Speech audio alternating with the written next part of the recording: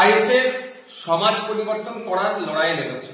সাংবিধানিক অধিকার, সামাজিক ন্যায়, আত্মমর্যাদার লড়াই করার জন্য দল দৃঢ় প্রতিজ্ঞাবদ্ধ। বর্তমান সময়ে রাজ্যের আরজিকর হসপিটালের কাণ্ডকে নিয়ে যে উত্তাল আন্দোলন চলছে, আইএসএফও তাতে সামিল হয়েছে। তিলোত্তমার পরিবার যাতে ন্যায় বিচার পায়, সেই জন্য আইএসএফ আন্দোলনের জন্য মানুষকে সংগঠিত করছে। আজকে একটা ভিডিও দেখলাম যার সত্যতা যাচাই করে নি। সেখানে একজন নাবালিকাকে আপত্তিকর ও অবাঞ্ছিত মন্তব্য করেছে, যেটা অত্যন্ত নিন্দনীয় ও ন্যক্কারজনক ও দুর্ভাগ্যজনক। আমাদের কোন সমর্থক যদি এই অবাঞ্ছিত মন্তব্য করে থাকেন, সেটা দলের বক্তব্য নয়। দল এই ধরনের বক্তব্যকে কোনো মতেই প্রশ্রয় দেয় না।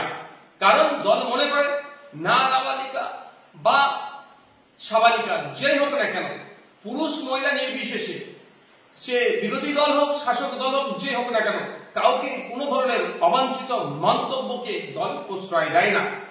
কারণ দল সবসময় এই মনোভাব নিয়ে চলে শূন্য সহনশীলতা বা জিরো টলারেন্স, যেটা পার্টির প্রত্যেকটা স্তরে নেতৃত্বের জন্য প্রযোজ্য। দুর্ভাগ্যের বিষয়, কয়েকদিন আগে দেখছিলাম আপনার বাঁকুড়ার ওন্দার বিজেপির বিধায়ক যেভাবে রাজ্যের মুখ্যমন্ত্রীকে কুরুচিকর অবাঞ্ছিত মন্তব্য ভাষায় আক্রমণ করেছেন, সেটাকে আমরা ধিক্কার নিন্দা জানাচ্ছি। আইএসএফ পশ্চিমবঙ্গ রাজ্য কমিটির পক্ষ থেকে সমস্ত সদস্য, কর্মী ও দরদীদের কাছে আমার আর্জি থাকলো, কোন রকম অশালীন, অবাঞ্ছিত, আক্রোশজনিত বক্তব্য থেকে আপনারা বিরত থাকুন। রাজনীতির লড়াই, রাজনীতির প্রতিবাদ যাই হোক না কেন, ভাষাগত দিক থেকে আমাদেরকে সংযত থাকতে হবে।